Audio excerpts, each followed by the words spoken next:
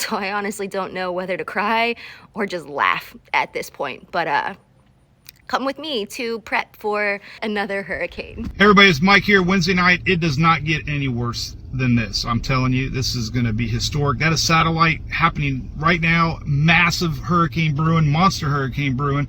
The National Hurricane Center calling for Category 4 now. A lot of people affected north, a lot of people affected to the east. This is not going to be just a landfall issue. There's a lot of folks, millions of folks are going to be affected by this storm.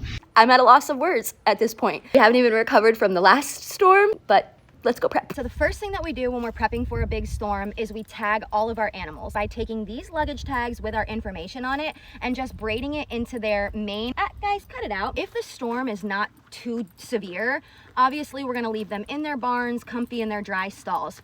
But if the storm does get as bad as they're predicting it to be at Category 4, Category 5, to actually just let them free. It is actually the safest thing that you can do for your horses.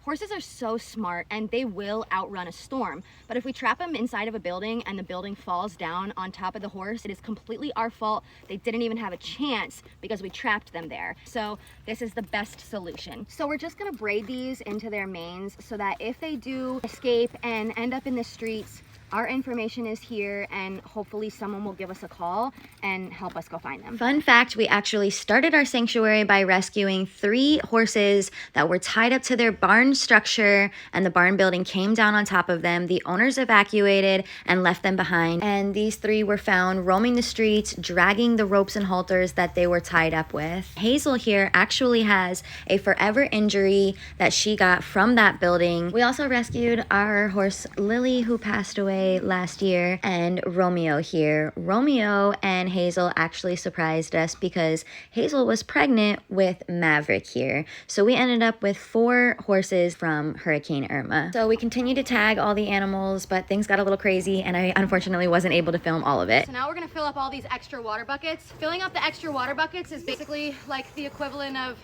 filling your bathtubs with water when a hurricane comes, so that we have guaranteed water to be able to give to all of the animals. So I'm gonna walk away because this thing is gonna take forever to fill up. But don't let me forget about it, guys. I gotta come back before it overflows, all right? Let's go fill the rest of the buckets. Okay, so the bigger bucket was for the medium-sized animals, sheep, goats, pigs, etc. This bucket is gonna be for the birds. So let's fill it up and let's keep on going. We're out here in our back storage area, and we're gonna grab some cages and some different things and kind of clean up and get some supplies. As you can see, we got all these little houses and stuff. You guys know how it goes. We got all these little houses all animals live in, and they're probably not gonna be able to stay out there in a Category 3 hurricane because the winds are just gonna be too strong to blow away. So we're gonna try to put everybody inside, or actually let me rephrase that. We're going to put everybody inside in the garage and make sure they're safe. So the plan is we're gonna collect a bunch of these cages. We need like a dozen of them. We're gonna bring them over to the rooster area. We had a bunch of these laying around from when we moved up here. So we're going ahead, we're putting these back together and put the roosters in there. So a big part of the prep also is we had to clean up all the stuff that we had laying around out here. There was just a bunch of garbage and trash and things that can blow away. We still have a lot of stuff to pick up, so we've been reorganizing our storage unit here. And actually, we were thinking today, we came up with a good idea. We were like, you know, we should probably buy like 3 or 4 of these units, some shipping containers and stuff, and kind of put them behind the animals' houses that we have currently. And then this way, when we have a storm like this, we can literally just open the doors up, load the animals inside, and, you know, I'll have some ventilation and stuff and lighting, of course, but you know, these are not going to blow away, and we can you know, put all the animals in there safe and sound. So that was kind of what we were thinking of for next time. Locking up our storage shed. The ducks are over there right now, back over there. For them to stay out here on the water during a hurricane probably isn't the greatest idea. So we'll move them inside and put them in this cage. These are the cages we were going to build for the roosters that we started. And we were just talking about this, looking at them like, you know, it's nice and all, but it's probably not going to withstand a Category 1, 2, or 3 hurricane. So, you know, that idea of buttoning these up to a shipping container and then having a door in the back where they can get into the shipping container and we can lock them up in there and not have to worry about them blowing away. And then if these blow away, it doesn't really matter. They're inside the shipping container and safe. So I think that's how we're going to move forward, is to try to fundraise to purchase probably 3 or 4, you know, 20-foot shipping containers as a safety, you know, so when these storms roll through, we have somewhere to safely put the animals. Come on and take a free ride. Will we make it? I don't know. For the cats so that we evacuate all the cats if we need to. We'll be okay. We'll be right out. So all over our property, we have these little pipes that stick up out of the water. And basically what they do is they drain the water out to the canal. So when the canal fills up, we have a device in here so that the water doesn't backflow into the lake here. We dug a ditch going to our other lake. So if this one out back here overflows, it'll just overflow into this. And then we have these valves over here. So this one right here drains all the water from all the back lakes into the main lake. And then at the end of the main lake, there's another valve. Basically, all the water runs down that way, and then it drains out into another lake that we have behind the property that way. And then normally, when it starts raining, the water will be all the way up to here. So this drains back out into the canal. And if you could see, this side's higher, so that when the canal raises, the water won't backflow into this lake either. So we only have flow going in one direction. So I'm thinking that once this hurricane comes through here, I'll show you the water level. It'll probably be up over here and 3 feet higher, and all this will be back underwater. There used to be a bridge here, but the last hurricane took that out, so I just haven't had a chance to rebuild it yet. So one thing at a time. But this is how we regulate the water on our property. So once it starts raining, you know, the level is already down far enough that we can not flood, because we didn't know this when we bought the property, and there was a lot of water out here.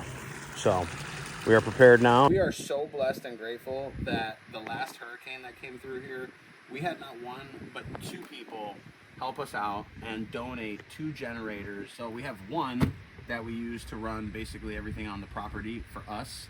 And then we have another one that we use to run everything for the animals. Last time we had a hurricane, we lost power, and we were literally getting buckets from our lake. And that got old really, really quick. And when you have 200 animals, getting water from the lake with buckets just doesn't work.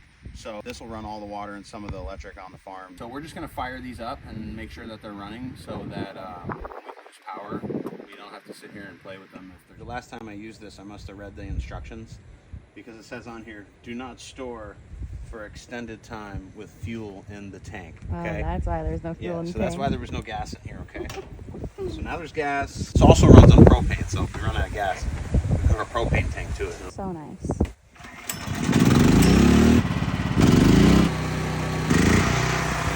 All right, so we're gonna run to the gas station really quick before the gas stations run out of gas. We need diesel for the tractor. We need gasoline for the generator. We need gasoline for the vehicles.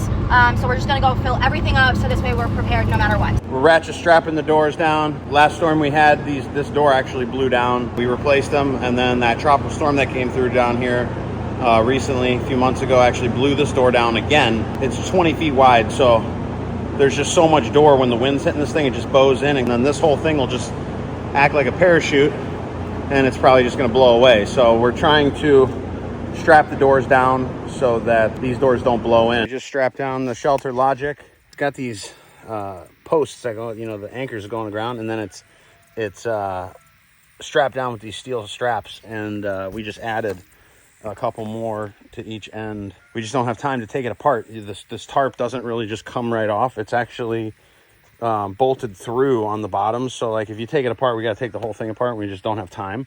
So we went ahead and just got these extra straps and anchored it down, and hopefully it'll survive. All right, so we're here at the chicken coop. We're going to anchor it down. It looks like Alyssa left the hose on. Look at that. What do you know? Ready to strap her down. We're all strapped down.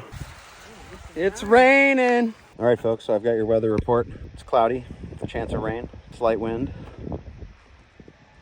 Looks pretty clear right now, but we've got a band rolling in. As we were working into the night, of course, it always seems like the worst things happen in the worst times, especially when it comes to animals, because truly anything can happen in any moment. And just like we get anxiety, so do the animals. And in the midst of everything happening, our extremely fearful and easily spooked elderly horse Penny got injured, and everything was put on pause to take care of that. As we were working with her, Trina and Shelby helped us to take care of Goose as well, who was experiencing dry skin all over his body.